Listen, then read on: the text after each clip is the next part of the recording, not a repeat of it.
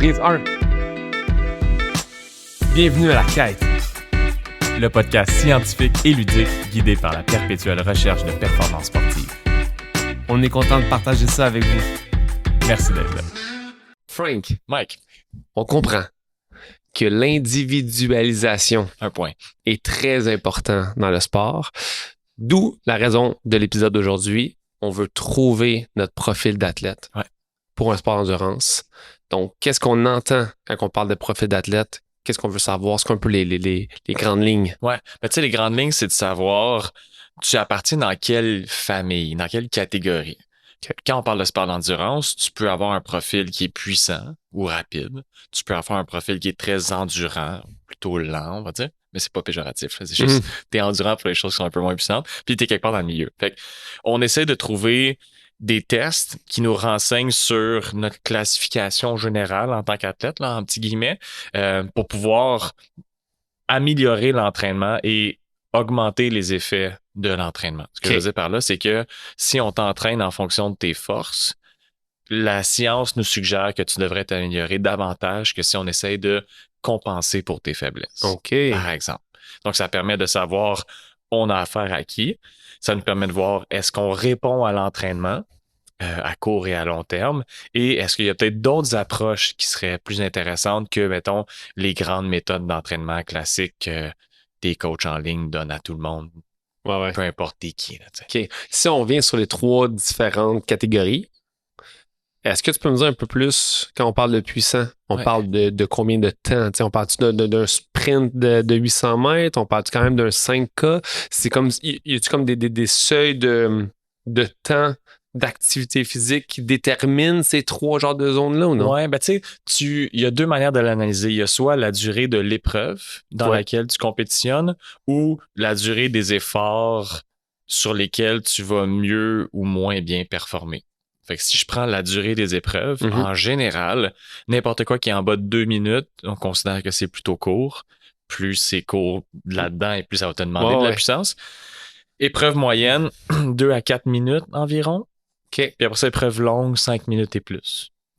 Parce qu'il y a des gros changements physiologiques qui s'opèrent entre 40 secondes et 400 secondes pour te faire un petit chiffron. Là, fait que juste parce que ça sonnait bien, là, comme les jeux les jeux de casse-tête, là, 7 à 77 ans. Là, c'était juste un petit joke, mais c'était juste par rapport au fait que plus l'événement est court, plus ça te demande un certain profil pour bien performer. Puis après ça, plus l'événement est lent et long, plus ça te demande un certain profil pour performer. Puis on veut savoir tu te situes où sur le spectre. Fait qu'en résumé, entre 0 et 2 minutes, je suis dans le profil puissant. Entre 2 et 4 minutes, je suis dans le profil intermédiaire, un peu des deux. Puis dès qu'on parle d'un 4 minutes et plus, on est complètement dans l'endurance. Ça veut dire qu'un 5K, mettons, un 10K à la course, c'est de l'endurance. C'est de l'endurance. Exactement. OK. Fait que ça, c'est pour les durées d'épreuve. Je t'avais dit qu'il y avait les durées d'épreuve, puis après ça, il y avait le profil de la personne. Mais là, je t'amène sur le profil de la personne. Quand on parle de profilage en endurance, on va souvent regarder quelques marqueurs. On va regarder ta vitesse de déplacement maximale. C'est quoi ton top speed ou ton peak power pour une épreuve très, très, très, très, très courte, là, vraiment un test. C'est quoi ta vitesse aérobie maximale ou ta PAM? C'est quoi ton VO2 max, exactement.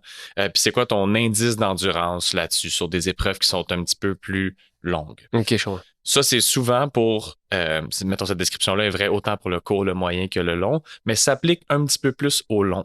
Si tu as des épreuves qui sont courtes, tu vas souvent ajouter un petit peu plus de marqueurs en lien avec la puissance anaérobie.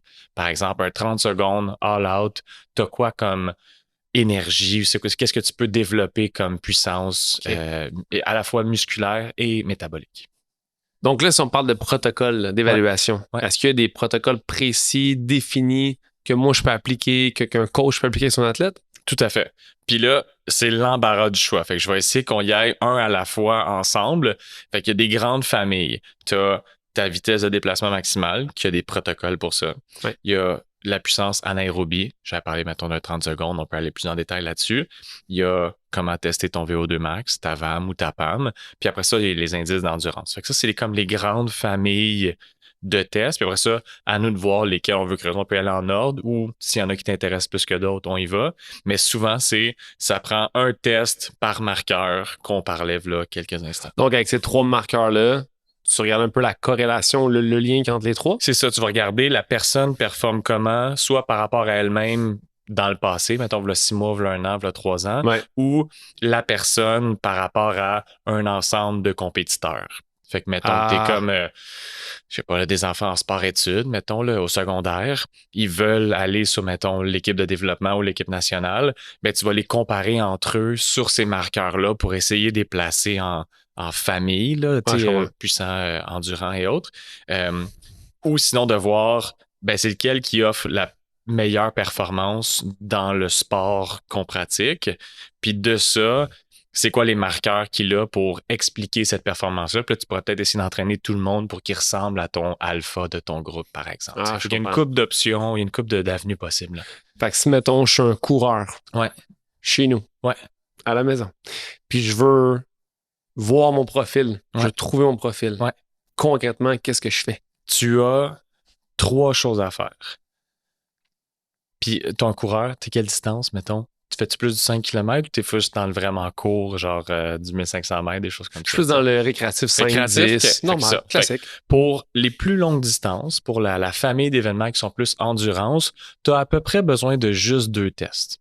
Okay. Tu veux avoir ta VAM, ta vitesse aérobie maximale, puis tu veux avoir un indice d'endurance. Donc, tu veux avoir un test qui va te donner ta VAM. On en a parlé dans d'autres épisodes sur l'évaluation. Tu vas avoir un test de 1,5 km que tu vas courir le plus vite possible, par exemple, ou un test progressif qui va t'amener à l'épuisement sur tapis roulant ou sur une track extérieure, par exemple. Ça, c'est 2 options pour avoir ton VO2 max ou ta VAM. Ensuite, pour ton indice d'endurance, tu as quelques options. Tu peux soit faire des événements qui sont plus courts que ton 5 minutes, ou plus long que ton 5 minutes, mais ce qui compte, c'est de faire la relation entre la durée et ton pace. Ce que je veux dire par là, c'est que si, mettons, tu cours un 3 km, tu vas le faire en combien de temps? Si tu cours un 8 ou un 10 km, tu vas le faire en combien de temps? Si tu cours un 15 kg, tu vas le faire en combien de temps? C'est pas tant le temps qui compte, mais la relation entre chacun des points que tu auras créés sur ta courbe d'endurance. Exactement. Puis, ce que tu peux avoir, c'est seulement 2 points pour tracer déjà une droite. Dans ce cas-ci, si tu as plusieurs points, ça ressemble à une courbe, mais c'est juste 2 points sur une droite. T'sais. Puis ça va donner un indice d'endurance. Puis il y a des spreadsheets sur Internet où il y a des équations pour trouver c'est quoi ton indice d'endurance. Puis basé là-dessus, ça peut te faire des projections de ta performance dans des événements que tu n'auras pas testés pour avoir ces 2 points-là, pour avoir ta courbe d'endurance. T'sais. Parce que l'indice d'endurance, c'est un chiffre précis? Oui, puis tu vas l'appliquer à comme une équation qui va te dire ton temps prédit pour X distance en fonction de ton indice d'endurance, par exemple. Puis est-ce que ce chiffre-là m'aide à savoir est-ce que j'aimerais être bon performer dans un 40? Oui. 42. 42. 42. Ou un 21 ou un 10. Oui, exactement. Fait que souvent, plus tu es puissant ou plus tu es endurant, ça va changer ta pente. Plus tu es puissant, plus tu vas pouvoir aller vite dans des distances qui sont courtes et plus souvent, inversement, tu vas aller lentement dans des distances qui sont longues. Fait que ta pente va être plus pentue, on va dire. Elle va être plus haute du côté de la puissance puis plus basse du côté de l'endurance. Tandis qu'à l'inverse, quelqu'un qui est, en termes de vitesse moyenne, pas tant plus rapide sur 5 que sur 21, par exemple, tu sais, qui est pas très puissant, mais qui est très endurant. Donc, il sera peut-être favorisé par les événements qui sont un petit peu plus longs, justement. Puis l'indice d'endurance, c'est un chiffre sur 100, c'est quoi? C'est un peu technique, là, mais souvent, si tu as une courbe, tu vas avoir un logarithme naturel qui va comme te donner une relation mathématique. Fait qu'on va dire que c'est un chiffre, OK? C'est un chiffre. Puis là, souvent, tu peux avoir des prédictions basées sur t'as quel chiffre d'indice d'endurance. OK, chaud. Mais il y a d'autres méthodes aussi. En tant que coach, quand tu as eu plusieurs personnes à ta charge, tu as une bonne idée de c'est quoi un bon temps pour X distance ou tel temps pour X distance. Puis, tu peux le tester aussi dans tes entraînements. Plutôt que de faire un test formel, quand tu donnes ou quand tu fais des entraînements toi-même, selon comment tu performes à des intervalles qui sont très courts versus des intervalles qui sont plus soutenus, plus longs, si juste physiologiquement, il y a un qui file plus facile pour toi que l'autre, déjà ça, c'est un indice quant à ton profil d'endurance. T'sais. Je comprends. Est-ce qu'il y a un certain site web que je peux aller précisément pour voir cette courbe-là? Ben, mettons, à vélo, il Ouais. existe des sites web où est-ce que tu rentres tes données de plusieurs durées d'effort Ouais. en watts puis ils te donnent ton profil. Nice. Ça existe, ouais. Fait qu'ils vont te dire comme, des fois, ça va être ils appellent ça des graphiques en radar, là. Fait que t'as comme un hexagone, un peu comme un panneau de stop, là. Ouais. Puis là, tu vas avoir des points qui sont plus ou moins éloignés du centre. Ouais. Je sais pas si tu comprends ce que je veux dire. Fait que plus c'est éloigné du centre, plus t'es bon par rapport à une moyenne générale, puis plus t'es proche du centre, plus t'es proche, tu sais. Ouais. Fait que c'est de voir comparer à des gens de ta catégorie d'âge ou de ton poids, des fois, c'est quoi les ratios? Puis y a-tu du monde qui sont juste poches? Tu comprends ce que Oui, je veux dire? t'es juste C'est comme... pas entraîné, tu sais. Ouais, mais OK, mais attends, je reformule ma question. Est-ce qu'il y a des gens que, peu importe, qui sont déjà beaucoup entraînés, pas beaucoup entraînés, ont pas tant de profil? Qui sont juste comme un peu popés dans tout? Ça se peut. Souvent, on va les mettre un peu dans le profil intermédiaire, genre. OK, ouais, c'est ça. Celui du milieu. OK. Mais en règle générale, ça prend un certain bagage d'entraînement pour avoir développé un profil. Sinon, t'es juste poche. Ouais. Mais tes tendances vont apparaître à force d'exposition à plusieurs stimuli d'entraînement. T'sais, si tu fais t'as un coach qui te fait beaucoup d'intervalles courts pour booster ta PAM versus t'as un coach qui croit plus à la longue distance puis à faire du tempo en masse, ben là, tu vas en faire beaucoup. Puis tu vas te dire, est-ce que dans ces deux systèmes d'entraînement-là qui sont plutôt opposés, je réponds mieux, je me sens plus fort par rapport à mes coéquipiers, ça te donne des idées. T'sais. Puis est-ce qu'à la course à pied, il y a une application, un site web qui permet de vérifier ça aussi? C'est un petit peu plus technique en course à pied parce que ça prend comme des concepts mathématiques. Mais il y en a sûrement. Je pourrais garder, mettons, en fin d'épisode, faire quelques recommandations pour les gens. Ça serait super. Donc, si jamais j'ai envie de savoir plus mon profil d'athlète, mettons, à la course, est-ce que je peux juste faire plein de distances, essayer de faire des PR dans chaque distance, puis voir si c'est pas mon 10K, par exemple, qui est vraiment plus performant que mon 21 versus la moyenne. Est-ce que je peux faire ce genre de Oui, tout à fait. Ouais, puis avec certains logiciels comme Strava ou Training Peaks, des fois, ils vont te donner une appréciation de où est-ce que tu te situes en termes de catégorie, tu sais. Ouais. Fait que t'es comme catégorie 1, 2, 3, 4, 5, tu sais. Plus le chiffre est bas, meilleur c'est en passant, là. Comme catégorie 5, c'est poche. Catégorie 1, c'est bon, tu sais. Puis sinon, ce que tu peux faire, c'est aussi avoir une comparaison relative. Fait que si tu as fait 1 kg, 5 kg, 10 kg, 21 kg all out, ça va te donner une espèce de profil où est-ce que tu as fait du court et du long, puis tu peux te comparer rendu là. Est-ce que c'est tes épreuves longues que tu fais mieux que, mettons, la moyenne des gens, ou c'est les épreuves courtes où est-ce que là, tu shines un petit peu plus? Ça te donne un profil. Quand on parle de profil, c'est vraiment, on compare les deux extrémités du spectre, puis on se dit dans lequel des deux extrémités est-ce que la personne shine un petit peu plus par rapport à elle-même, puis par rapport à d'autres. OK. Je comprends les extrêmes, travailler, mettons, vraiment, faire un test vraiment puissance, puis un autre à l'autre côté du spectre qui est plus endurant. Ouais. Un coup, je l'ai fait, là, que je sais que, mettons, ma puissance, elle est peu présente. Ouais. Puis que je suis en plus un athlète d'endurance, mettons. Mm-hmm. Si je veux améliorer mon 21K, mettons, est-ce que je suis mieux de travailler sur mon endurance fondamentale, ma base, ma zone 2, ma zone verte, ou si je viens travailler ma faiblesse qui est ma puissance, ça va quand même aider à ma force? Les deux vont aider, mais ce que la science suggère, c'est de répliquer le plus possible ton profil et ton événement. Okay. Ton profil étant peu puissant et ton événement étant plutôt long, tu as intérêt à maximiser toutes les adaptations aérobie. Et là, ça ne veut pas dire que tu vas juste faire de la basse intensité, mais tu vas faire beaucoup de basse intensité, évidemment, parce que tu as besoin de supporter ton événement qui est plutôt long. Là, un demi-marathon, c'est entre 1 heure et 2 heures là, pour le grand spectre des gens. Mais tu dois aussi penser au développement de tes adaptations. Tu dois augmenter les performances de ton système aérobie principalement. Donc, tu vas laisser de côté des efforts de type sprint, de type efforts très, très courts, mais maximaux avec des récupérations complètes. Ce que tu vas faire à la place, tu vas faire des entraînements qui vont stresser ton système aérobie parce que c'est lui qui va performer, qui va t'aider à performer, je veux dire. Puis ça va être des entraînements qui sont de type augmenter ton VO2 max ou augmenter ta VAM, par exemple. Okay. Ça va être, tu vas simplement choisir tes entraînements en fonction de ton profil et de ton épreuve. Fait que dans le fond, si je suis plus endurant, je ferai jamais des genres de, je sais pas moi, all-in 10 secondes, break de 3 minutes. Je vais faire plus d'intervalles conventionnels, style 30-30, 40-20, où ce que je serai pas complètement dans la zone rouge foncé, zone 6 dans le tapis, genre. Oui, exactement. Okay. Je pensais, j'essaie de trouver quelque chose à quoi rajouter, mais tu l'as tout dit, c'est vraiment voilà, ça. C'est la fin de l'épisode. C'est ça, merci tout le monde. Non, mais mettons, pour essayer de rajouter un peu de viande autour de l'os, tu pourrais quand même, tu sais, dans certaines phases de l'année, pour essayer de t'aider un peu, parce que après tout, la variété crée les adaptations. Fait que si tu fais toujours juste des entraînements de style aérobie, un moment donné, il va y avoir une diminution des retours à toujours un peu stresser le même système. Si tu t'en éloignes temporairement pour nourrir d'autres systèmes, que c'est peut-être un petit peu plus ton anaérobie, des épreuves, des efforts qui sont un petit peu plus courts, mais nettement plus intenses avec la récupération complète, et que tu reviens ensuite à stresser ton système aérobie, mais peut-être que là, tu vas avoir des gains qui sont plus grands que si tu fais juste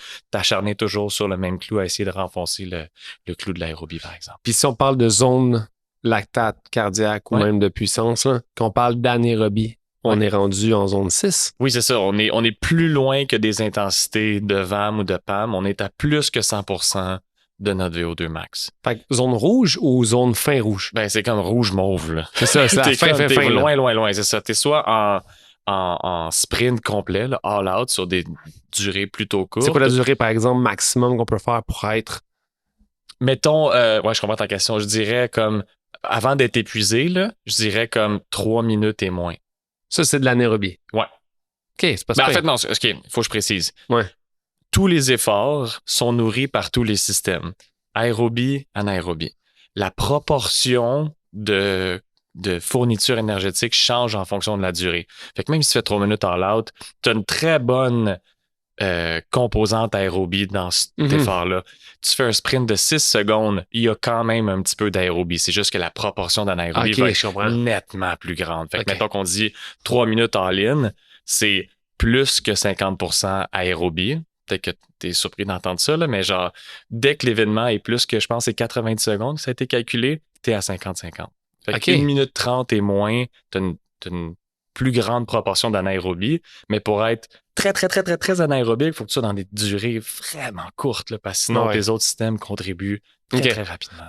Donc, en résumé, la littérature nous montre qu'on est mieux de travailler sur nos forces que sur nos faiblesses. Tout à fait. Puis, je rajoute une composante.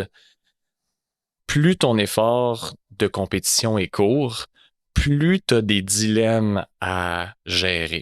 Si tes épreuves sont 5 minutes et moins, tu peux autant performer par la voie de la puissance anaérobie, mettons vitesse neuromusculaire, que par la voie de l'endurance. Parce que c'est une durée qui est un peu mixte. Tu sais, je t'expliquais que... Intermédiaire, là. Ouais, c'est ça, que tu étais comme à 90 secondes, tu étais à peu près 50-50 de contribution anaérobie, aérobie.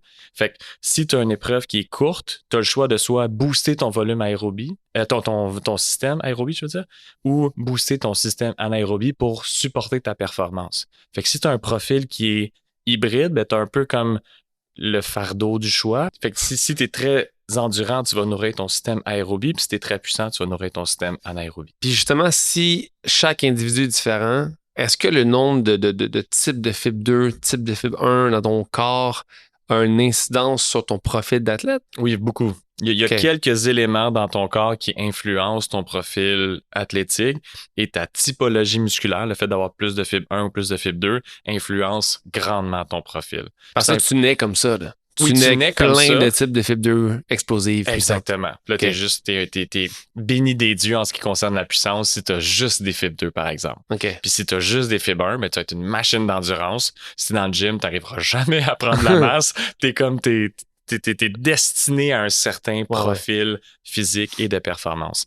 Mais ça conditionne aussi bien d'autres choses, le fait d'avoir beaucoup de fibre 2 ou beaucoup de fibre 1. Je vais te faire une mise en situation où est-ce que tu as beaucoup de fibre 1. Tu es endurant, pas très explosif. Si tu es cette personne-là, généralement, tu vas pouvoir tolérer un plus haut volume week-in, week-out que quelqu'un qui a plus de fibre 2. Tu vas souvent avoir un taper, un affûtage qui est plus court parce que ça te prend moins de temps à récupérer de tes efforts. Tu vas avoir peut-être plus de séances d'entraînement à haute intensité dans ta semaine parce que tu récupères plus vite. Ça conditionne énormément de choses jusqu'à peut-être ta capacité à brûler des gras à l'effort de basse intensité parce que tu as plein d'usines à énergie naturellement dans tes fibres 1, alors que dans tes fibres 2, tu en as un petit peu moins de ces usines à énergie-là. Fait que ça conditionne énormément ta capacité à exceller dans le sport ou d'avoir une certaine shape même. Puis mettons, à part faire une biopsie, est-ce qu'il y a un autre moyen de savoir que dans mes quads, j'ai plus de type 2 que de type 1? C'est évidemment le meilleur marqueur là, d'extraire des fibres puis d'en avoir une idée, mais disons que tu peux pas parce que, mettons, 99,9% des gens peuvent pas. Mm. Il y a plusieurs choses que tu peux faire ou regarder pour prendre de l'information. Ta capacité à sprinter et à sauter naturellement sans l'entraîner, ça ressemble à quoi? Ça te donne une inférence sur t'as-tu plus de fibre 2, t'as fibre 1. T'as-tu une capacité facile ou rapide à prendre la masse musculaire quand tu es dans le gym? Ça laisse croire que tu as plus de fibre 2 si tes fibres grossissent plus rapidement. Mais aussi, il y a des études qui sont sorties dernièrement qui sont vraiment fascinantes entre la différence entre les gens qui ont beaucoup de fibre 2 ou beaucoup de fibre 1. Puis ils ont fait des entraînements où est-ce que tu fais 3 Wingate dans ta séance. Tu fais 3 sprints de 30 secondes all-in, puis on vérifie à quel point tu récupères rapidement de ces entraînements-là. Puis ce qu'ils ont vu, c'est que les gens qui ont beaucoup de fibre 2 ont besoin de plus de 48 à 72 heures de récupération pour refournir la même performance, alors que les gens qui ont des fibres 1 ont besoin de peut-être 12 à 24 heures de récupération puis sont ready to go encore. Fait que ta capacité à répéter des sprints autant au sein de séances plusieurs fois par semaine ou même au sein d'une seule séance, de faire, mettons, ces 3 sprints-là, les athlètes qui avaient un profil plus anaérobique, plus de fibre 2, il y avait une plus grande différence entre le premier et le dernier sprint. Il y avait une plus grande courbe de fatigue, tandis que les gens qui avaient un profil plus endurant, leur profil était, pas leur profil, mais leur courbe de fatigue était un petit peu plus plate. Ils étaient moins fatigués d'une fois à l'autre, mais leur peak power était bien plus bas. T'sais. Exact, c'est ça. La puissance est tellement grande chez les personnes qui ont beaucoup de type 2 que le temps nécessaire pour se remettre est vraiment plus long. Exact. Puis après ça, là, on geek un peu, mais c'est dur à dire si c'est à cause que la puissance était plus élevée qu'ils ont besoin de plus de temps pour s'en remettre ou parce qu'ils pouvaient forcer autant, ils ont besoin de plus de temps pour s'en remettre. Tu comprends ce que je veux dire? Ouais. Fait que, puisque la composition des muscles de ces gens-là est très skewed, dirigée vers les fibres 2, ils ont une fatigabilité qui est plus grande, mais ils ont une puissance, ils ont une capacité de contraction qui est plus grande aussi. Fait que c'est un peu l'œuf et la poule, mais dans tous les cas, le profil reste le même. Tu forces beaucoup, tu es capable de faire un gros output, mais tu as besoin de beaucoup de récupération, autant au sein de la séance que dans les jours à suivre. Puis là, on bifurque. Oui. Mais mettons que je me rends compte que dans mes jambes, je saute pas haut, je prenne pas vite, c'est pas ma tasse de thé, mais j'ai goût de faire du canot de vitesse. Ouais. Ça se peut-tu que dans mes jambes, c'est beaucoup de fibre 1, dans le haut de corps, plein de fibre 2 ou non? C'est une très bonne question. Il y a des muscles. J'aime quand tu prends les compliments avec humilité. Je travaille fort. C'est ça. Il y a une différence intermusculaire quant à la composition des fibres. Intermusculaire. C'est ça. Fait en français, c'est certains muscles sont plus endurants naturellement que d'autres. Dans tes biceps, tu as généralement une composition qui est plus profilée vers la fibre 2. Versus dans ton soléaire, le muscle qui est juste en dessous de tes mollets, c'est très, très endurant par profil parce que tu marches plusieurs milliers de pas par jour. Donc, ce muscle-là n'a pas intérêt à être très, très puissant et à se fatiguer très vite. Fait que donc, en fonction du muscle de ton corps, il y a une certaine différence par rapport à ta moyenne corporelle. Je ne sais pas si je l'ai bien dit, là, mais certains muscles sont plus 2 que 1. Fait que ça se pourrait, dans le fond, quand même. Fait que oui, ça se pourrait, exact. Okay. Ouais. Puis est-ce qu'avec le temps, je peux développer? Est-ce que mes types 1 peuvent se transformer en type 2 si je fais plus de puissance, maintenant? Il y a juste une direction à ça. Puis en tout cas, c'est un peu il y a un peu de controverse là-dessus, mais... Brise pas mon rêve. Je sais, mais je peux juste le briser dans un sens. À savoir, si tu es très, très explosif, tu es une machine de sprint, tu sautes haut, tu es fort naturellement dans le gym, tu as le loisir de te convertir en athlète d'endurance légèrement. Tu ne seras jamais excellent, mais tes fibres 2 vont lentement se phénotyper, c'est le mot qu'on appelle. Wow. Ils vont prendre l'apparence d'une fibre qui est plus endurante. Elle va peut-être même passer de fibre 2 à fibre 1, ou du moins elle va prendre un caractère intermédiaire, mais une fois que tu fais ça, you can never come back. Fait qu'une fois que tu as passé de 2 à 1, là, là-dessus, c'est la controverse. Si ben, le mien, tu passes de 2 à 1 ou tu as juste comme un profil qui est tellement intermédiaire que c'est à s'y méprendre. Là, mais une fois que tu as développé ça, revenir à super explosif, super puissant, c'est plus vraiment possible. Fait il y a une certaine catégorie de gens qui peuvent faire ce transfert-là, mais ceux qui sont nés avec un bassin fibre 1 très, très, très, très, très développé seront jamais Usain Bolt. Jamais. Jamais. C'est intéressant. Ouais, c'est la partie poche du podcast. C'est un podcast sombre, ça. OK. Bon, ça c'est dit. Je vais rester dans l'endurance. Mais si tu disais que tu sautais pas haut puis que tu sprintais pas vite, t'es correct parce que. J'ai jamais dit ça. Ben oui, tu l'as dit dans ta question. Non, mais c'est si je. Oui, je la place de l'auditeur. Mais non, je saute pas haut puis je sprinte pas vite. Bon, ben t'as plein d'espoir en endurance. Oui, ça c'est vrai. Puis je rajoute quelque chose par contre. Oui. L'entraînement va faire migrer tes fibres 2 vers le profil plus fibre 1. Mais quand tu te reposes, en fait, l'arrêt complet de l'entraînement te permet de réexprimer légèrement tes fibres explosives. OK. Mais tu vas pas revenir à où est-ce que tu étais avant. Mais tu vas juste avoir une surexpression de la nature explosive de tes fibres.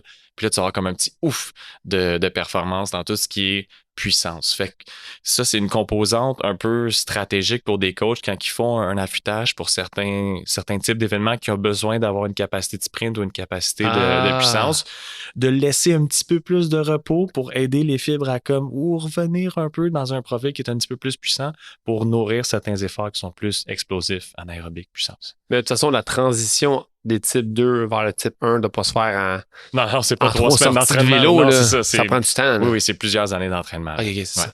Mais là, si on revient au résultat de notre profil. Ouais. OK. Je suis quelqu'un d'endurant et pas tant puissant. À quel point ça peut guider vraiment mon choix d'événement dans lequel je vais m'inscrire. Tu sais, oui, je suis pas tant puissant, mais est-ce que je peux quand même bien performer pour un 4 minutes d'événement ou non? Ben, probablement moins que quelqu'un qui a un profil intermédiaire ou un profil puissant. Mais la question à répondre, c'est est-ce que tu choisis ton activité sportive pour le plaisir ou pour la performance? Regarde-moi. Ben, je sais que le Mike qui est pour le plaisir, je connais, aime pas beaucoup perdre son temps, mais ceci dit, ce n'est pas perdre son temps. Non, c'est pour ça. Le plaisir. Tu vas être le meilleur que tu peux être toi. Ouais, mais ça. Tu seras pas le meilleur du monde. C'est ça. Tu comprends ce que je veux dire? Fait que tu vas être le meilleur Mike que tu pourrais dans le sérieux que tu vas mettre à l'entraînement. Mais si tu as un profil qui est très, très, très polarisé, soit très explosif ou très aérobique, puis tu choisis une tâche qui est complètement à l'inverse de ton profil, tu vas quand même t'améliorer à l'entraînement. Mais ton sommet de performance potentiel est un petit peu nuit par ta génétique. Là, mais dans le sens, tu parles à quelqu'un qui s'entête à faire des épreuves qui sont un peu contraires à sa physiologie. T'sais. Moi, toute ma vie, je me suis entraîné en puissance, en force quand je vais au foot. Puis là, après ça, tout d'un coup, mes amis ont commencé à faire du pendule. J'étais comme, moi aussi. Puis je suis pas très bon, là, tu sais, mais comme j'ai le sérieux de quelqu'un qui espère être, mettons, champion du monde avec une génétique pourrie, puis je vais juste être correct, tu sais. Puis je vais être le meilleur correct que moi je peux. Je vais être mon propre champion du monde, mettons. Mais je serai jamais le champion du monde, OK, je comprends. Puis est-ce que tu penses que, par nature, les gens choisissent un style d'entraînement dans lequel ils sont meilleurs, juste par défaut? Tu sais, est-ce que quelqu'un qui est vraiment peu puissant va commencer à squatter lourd, sprinter beaucoup, ou il va faire plus justement un petit jog easy? Comment? Ouais, c'est une bonne question. Je dirais que dans la maturation, quand tu grandis, là, puis que tu vieillis, puis tu essayes plusieurs sports, si tu choisis un sport de compétition, à mon avis, tu en choisis un parce que t'es bon relativement rapidement. T'sais, si t'es le dernier de ton groupe, les chances que tu poursuives là-dedans sur plusieurs années sont faibles. Par contre, à l'âge adulte, j'ai l'impression que c'est beaucoup plus si ça fit avec ta vie, tes contraintes, as-tu des amis qui en font? Fait que là, on parle plus vraiment de profil physiologique, on parle plus de profil de personnalité. T'es-tu un loner dans l'entraînement ou est-ce que tu vas juste faire tes affaires? Fait que tu vas pas vraiment te comparer, tu vas juste te comparer à toi, versus tu fais toujours ça en social. Puis là, tu te rends compte que tu es le meilleur de ton groupe. C'est comme, je vais continuer versus... Fait que je suis pas en train de répondre vraiment à la physiologie, mais si, mettons, je répondais à la physiologie, je te dirais que dans le type d'entraînement au sein d'un sport, ça te renseigne sur ton profil. Fait que si on revient au sport d'endurance, par exemple, si tu as testé des sprints répétés, puis tu te sens plutôt bien à vider la tank, prendre un bon repos, revider la tank, prendre un bon repos, versus quelqu'un qui vide une fois la tank, puis il la revide une deuxième fois, puis il est comme ah ben c'est tout aussi poche que la première fois. Tu sais. OK, ouais, ça te renseigne un peu sur ton profil versus quand tu as des 30-30 ou même des 15-45 d'intervalle où est-ce que là, oui, tu accélères vite et fort ton premier 15 secondes, tu as un léger repos, puis tu dois répéter ça sur une demi-heure, 45 minutes. Le fun. Ouais, c'est ça. Ça te renseigne un peu aussi sur ton genre de profil. Fait que, selon la nature des intervalles que tu as essayé dans ton sport, ça te donne une idée en fonction de ta préférence, ton profil. Ceux que tu vas te sentir le mieux naturellement, c'est souvent ceux qui sont alignés sur ton profil. Là, ça me fait penser, je sais pas si tu te souviens, il y a peut-être 1 ou 2 ans, je t'avais parlé de Christian Thibodeau, le coach, qui parle de neurotyping. Ouais. Là, Fugazi. On sent que c'est un peu nébuleux, pas clair, mais il y a quand même l'approche de se dire, d'un point de vue neural, ou quand mon client, mon athlète se présente à moi, comment je peux l'entraîner, puis travailler sur ses forces, justement. Fait que je pense qu'il donne des exemples. C'est plus concret que ça. Moi, j'ai pas fait la formation, là, mais grosso modo, c'est du genre, je te vois, tu rentres, tu sembles être dominant, tu serres la main fort, tu me regardes dans les yeux, genre comme, tu sais, ce genre de feeling-là où t'es plus en réserve. Ou, tu sais, c'est un peu d'analyser tout ça. Puis je me souviens pas combien de types il y avait, mais je pense qu'il y a peut-être 3 types neuro trucs. T'as envie de dire shit. Pas des shit, j'ai dit trucs. Puis genre, tu sais, là-dedans, il y a d'autres catégories, tu sais, en tout cas. Mais à quel point tu penses que ça a une instance, à quel point c'est juste. T'avais-tu fini? Non, mais garde-les, c'est bon. On continue. C'est naturel. Go. J'ai fait des recherches là-dessus parce que tu m'avais partagé cette question-là en vue de l'épisode. Puis j'étais comme, je vais aller voir si ce concept-là est validé par la science. 0 étude publiée là-dessus. Fait qu'on va juste dire, on met la science de côté, puis là, on parle en coach. Son neurotyping, c'est un peu comme le lien entre ce que nous, on parle, la physiologie, et ta personnalité, et un peu ton niveau de comme d'agression versus passivité, introversion, extroversion. Il fait comme le blend entre ta personnalité et ton entraînement. Ce qui est assez intéressant. Je sais pas si ça marche, là, mais juste l'idée en général de si quelqu'un se présente avec une bonne attitude, on peut penser que tu peux pousser un petit peu plus fort que quelqu'un qui arrive de reculons ou un peu en rampant parce qu'il y a eu une mauvaise journée ou il y a eu des mauvaises nouvelles. Tu sais, ça renseigne sur l'état émotif et, je vais dire, psychosomatique, genre, de la personne qui se présente à toi en tant que coach ou quand tu es un athlète. Tout ça, c'est sous le concept de l'autorégulation. Ou la régulation. Si tu t'entraînes toi-même, c'est autorégulation. Puis si tu es un coach, tu entraînes quelqu'un d'autre, ben, tu vas réguler ton entraînement en fonction de la personne qui se présente, la manière que la personne se présente devant toi. Fait que tout ça pour dire, je sais pas si ça marche, mais je pense qu'on le fait tous naturellement. En tant que coach. En tant que coach et même pour soi-même. Quand on s'entraîne soi-même, tu as eu une marde, ton enfant est malade, tu vas pas t'exploser avec des Wingate répétés, tu vas peut-être juste faire une zone 2 easy, tu sais. Fait qu'il y a plusieurs marqueurs physiologiques qui te permettent de réguler ton entraînement, puis on en parlera dans d'autres épisodes. Mais en ce qui concerne ton état émotif, je pense que c'est important aux gens de les inviter à être mindful, d'être connectés à leurs sensations au moment d'aborder un entraînement afin de choisir un entraînement qui fit avec l'état de la journée et un peu l'état dans lequel il se présente là, à l'entraînement. Fait que je dis pas que c'est bon, pas bon, juste c'est intéressant. La science peut pas backer ça, en fait. Ben, elle pourrait peut-être, mais ça impliquerait que son questionnaire est fiable et valide. Puis ça, il faudrait tester son questionnaire. Fait que la science pourrait répondre à ça si ça intéresse quelqu'un. Pour l'instant, il n'y a pas de réponse là-dessus. Mais je pense que quand tu dis en coach, on se parle de ça, puis on le fait, tu sais. Je pense que de mon côté, c'est même pas juste de t'autoréguler selon la journée. C'est même juste le profil de la personne. C'est quelqu'un qui rentre au gym, un nouveau client, anxieux, t'es un peu gêné, tu lui fais faire des intervalles sur le sled, mal de cœur, envie de vomir. Quelqu'un qui rentre, il a joué au hockey toute sa vie, le gars, il est là. lui, je peux faire deadlift, machin.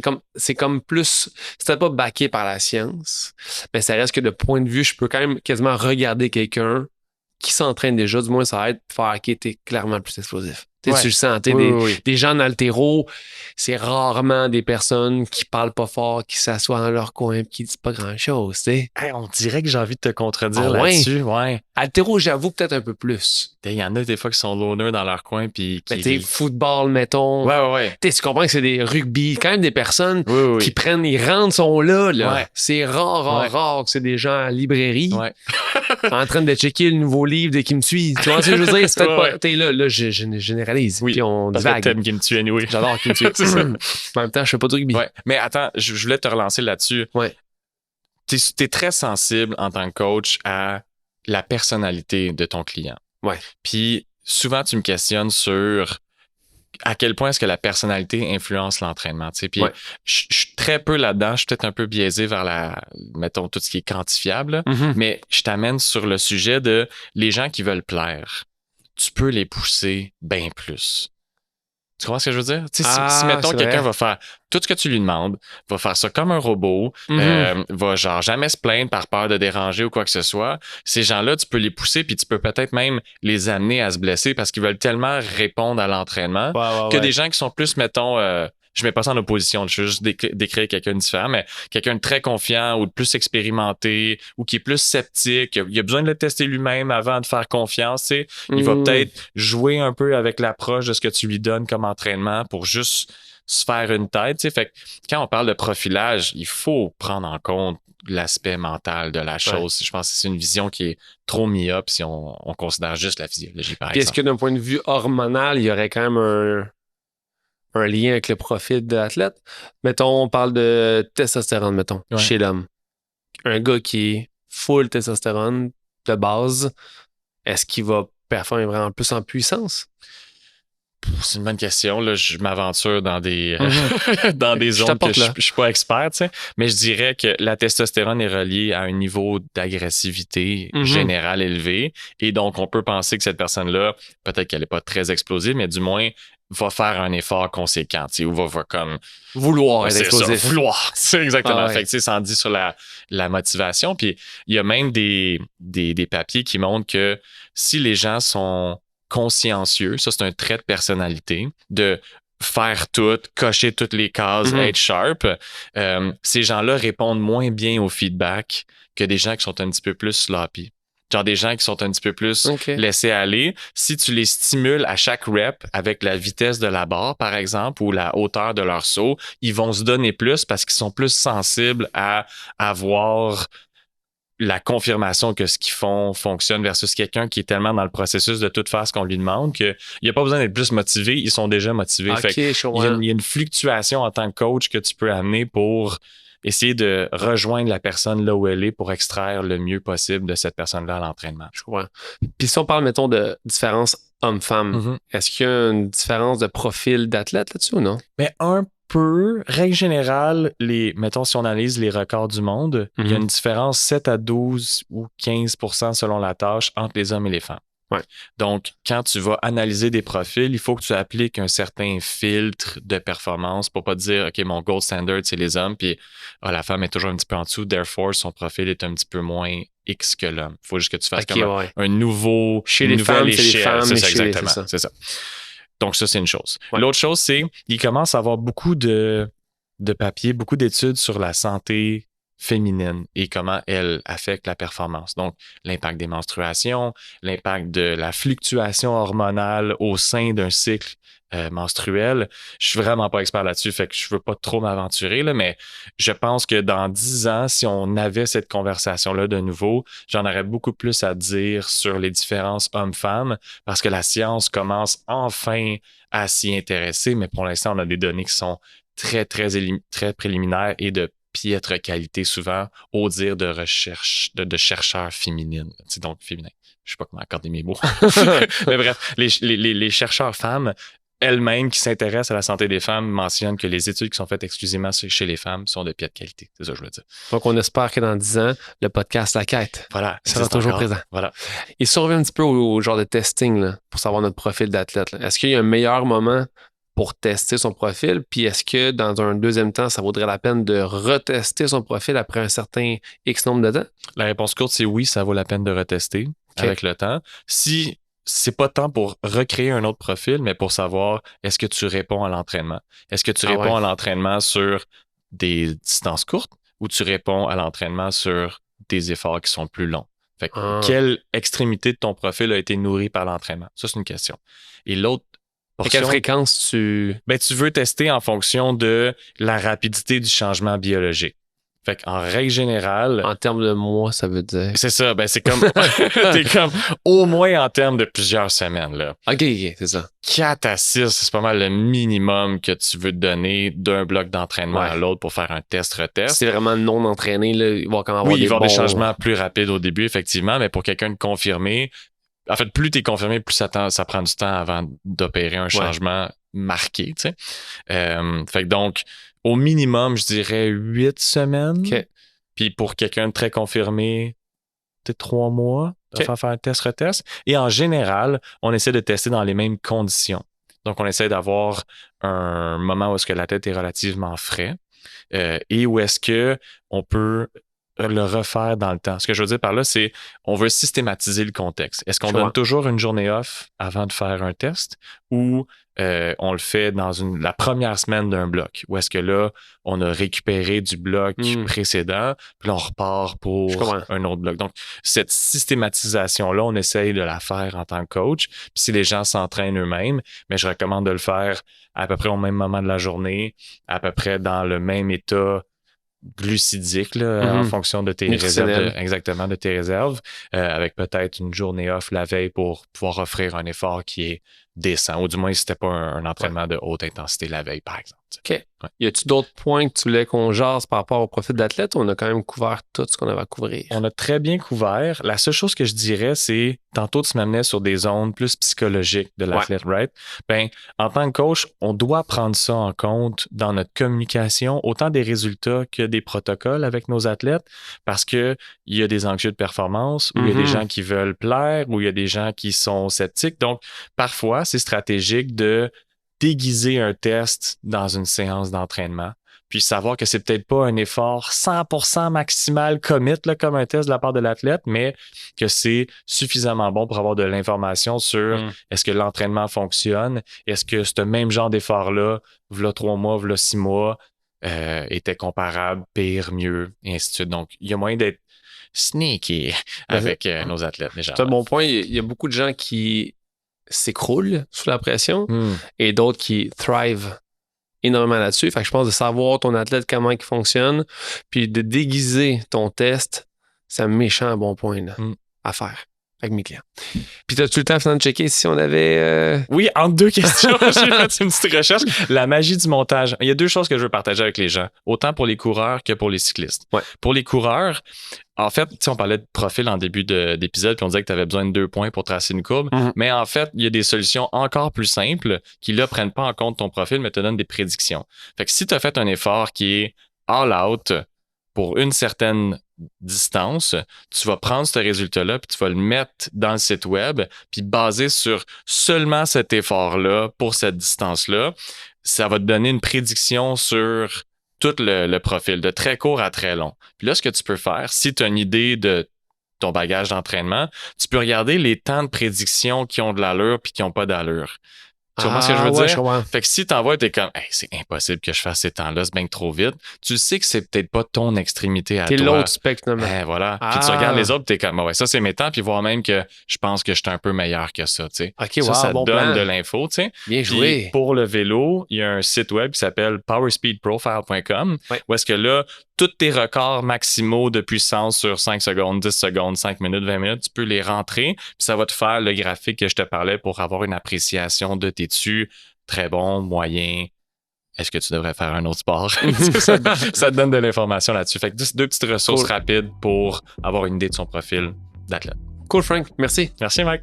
Merci d'avoir été là avec nous. Pour toute question, désir d'approfondissement ou même pour des demandes spéciales, écrivez-nous. Pour nous joindre, vous pouvez nous écrire par la poste, mais l'idéal, ce serait via notre page Instagram, La Quête Podcast. D'ici là, bon entraînement!